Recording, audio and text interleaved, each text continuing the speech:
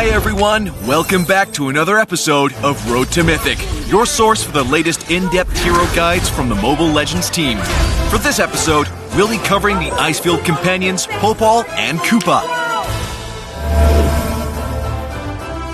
In terms of equipment items, we highly recommend this set because Kupa inherits the traits of Popol's equipment items.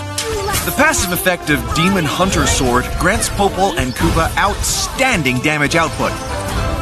In addition, Berserker's Fury allows them to deal massive burst damage.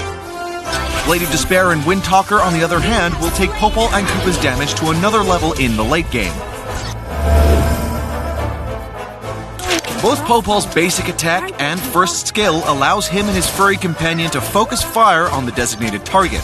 Strategically, use the first skill to focus damage output between different key opponents. Popol's second skill has the potential to be life-saving for Popol and Kupa. When Popol is in danger, activate this skill to grant Popol a shield. Alternatively, when Kupa is in danger, use this skill to call him back.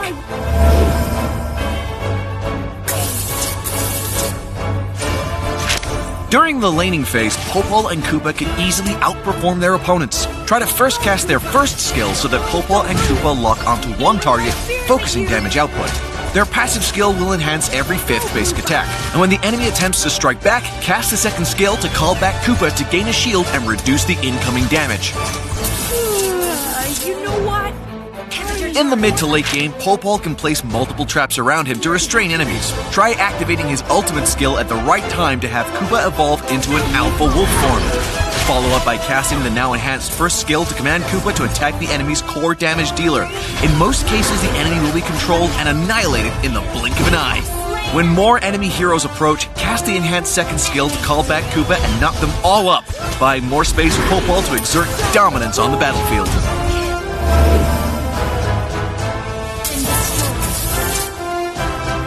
Popol and Kupa are a very strong pair in the early game.